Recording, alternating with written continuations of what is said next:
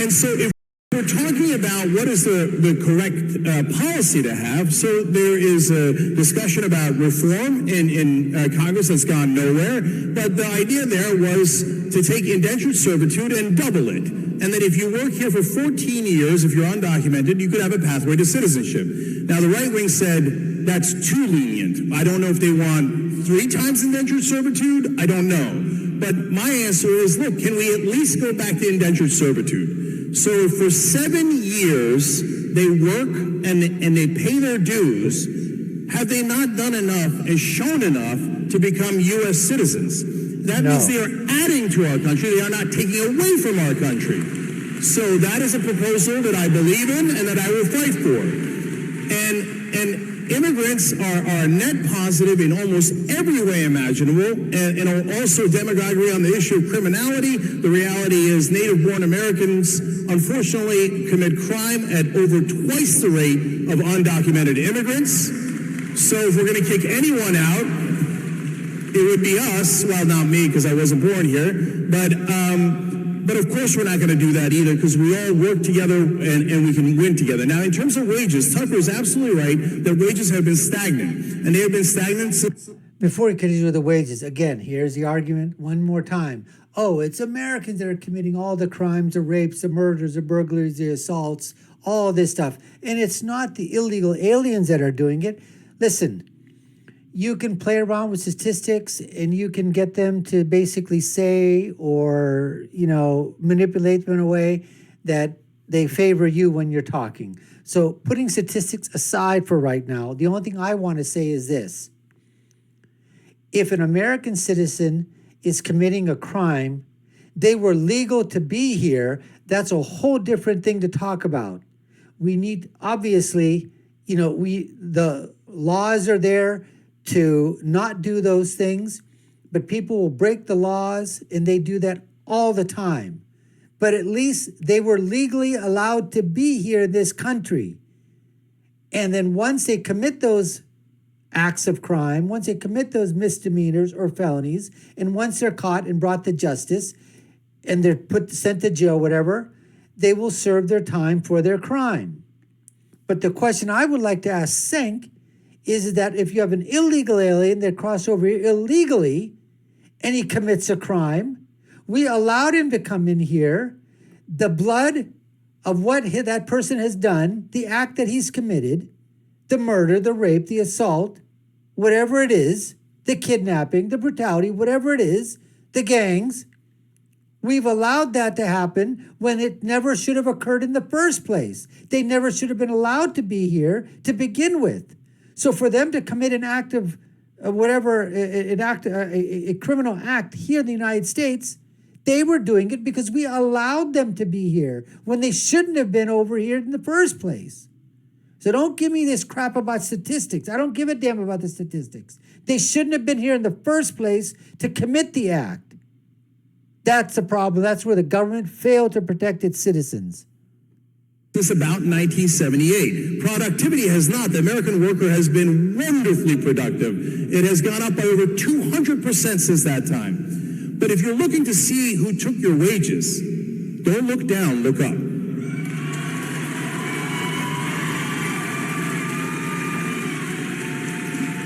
The guy, just last thought here, the guy who walked in and crossed the border without a penny to his name did not somehow rig the rules. No, the person who rigged the rules are the ones that are paying the politicians. Campaign contributions are unadulterated bribery. They're absolutely, positively bribery, and they are done to maintain power for the economic elite. And that is what's keeping your wages stagnant. Well, I kind of, let me just say, I kind of agree with some of that. Unexpectedly, but I think you're right. I mean, I don't blame really immigrants for anything. As people, the policies are not formulated by them. The question is who benefits from our current system, which is clearly totally dysfunctional. If you have 20 million or 22 million, north of 20 million people without papers in your country, it's clearly not working. So the question is who's benefiting from that? And there's an entire political party that hopes to sort of have a new voter base on the basis of those people. And you have, that's true, as you know. And I don't think anyone's hiding it, by the way. And if you're for that party, I mean, I guess you're for that. And then there are also, and I think you alluded to this, a lot of employers who are benefiting from that. So to clear this thing up, what Tucker is talking about is that there's two reasons why both political parties on this are completely guilty. And both political parties have the blood on their hands of U.S. citizens being killed by these illegal aliens that are coming across the border, obviously illegally. So that blood is on the hands of Congress, it's on the hands of the presidents, it's on the hands of administration, it's on the hands of the, it's on the hands of every part of government, obviously. Now, what Tucker here is saying is that the reasons for the parties wanting illegal aliens here are different. Well, obviously, the Democrats, they want illegal aliens here because guess what? They're hoping that eventually there will be some path to citizenship, and because they showed them all kinds of goodies and freebies and we'll give you everything that you want, and we're the ones that are fighting for you over the rights of United States citizens, even though you're illegals over here, they'll decide to vote Democrat.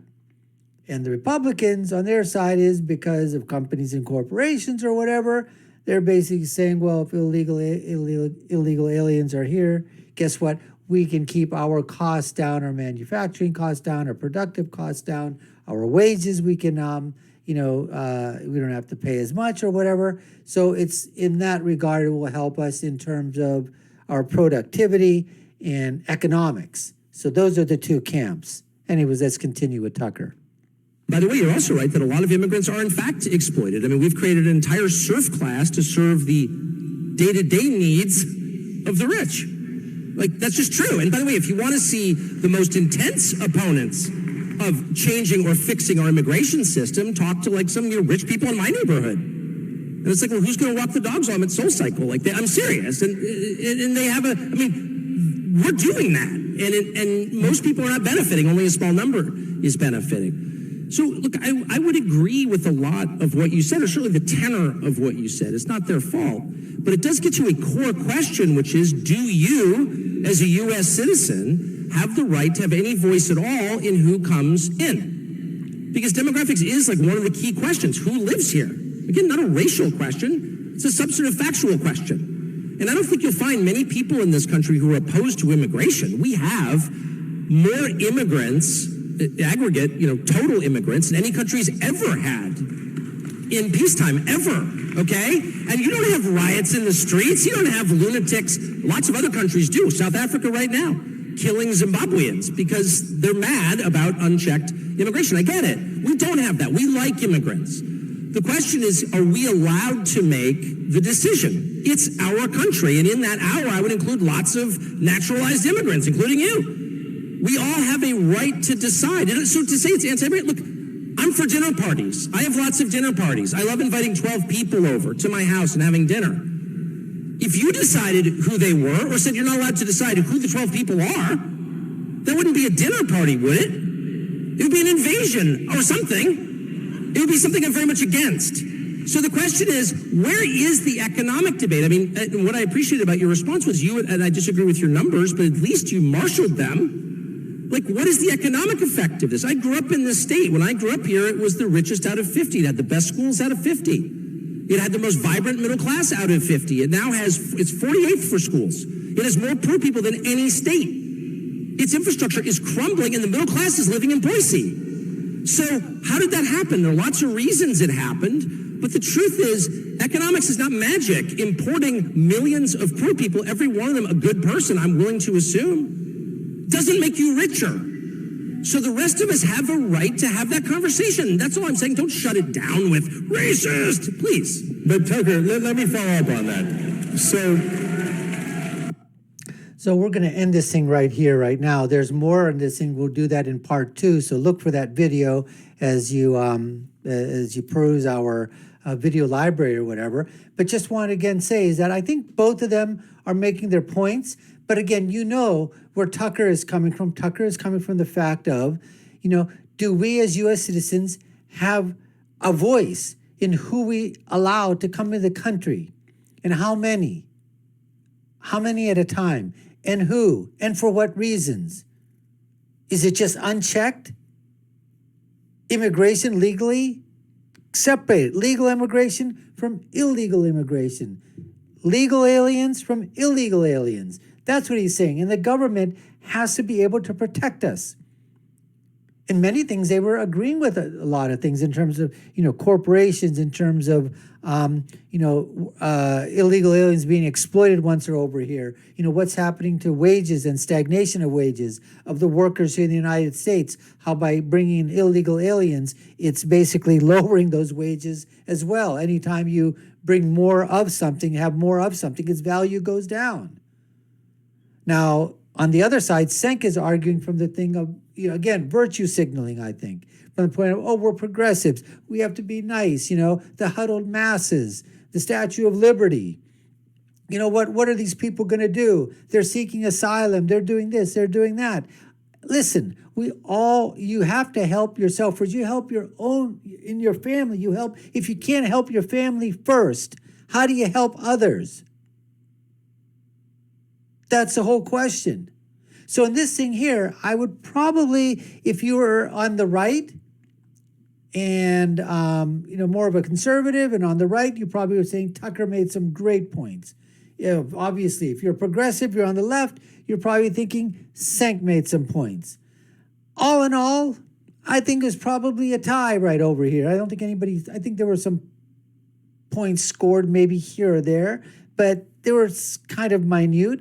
I think Tucker laid out a little better position in terms of what the government's job is and what American citizens should have some right of say-so of who comes and enters in the country, whereas Cenk was basically more, was out here basically sort of around the edges and the feel good, be good, virtue signaling type of thing, basically, in my opinion. Anyways, we appreciate you watching. This was just part one of the debates between Tucker Carlson and Cenk Uygur. Watch our other videos below. You've been watching the Dr. Nasir Shaikh Show. I've been your guest host. My name is Dr. Nasir. Please subscribe to our channel, like, share, and follow us. Hit that notification bell. I'll leave you with my final thought, which is, when you're right, you're right. And when you're left, you're wrong. We'll see you again next time, folks. Take care and stay safe.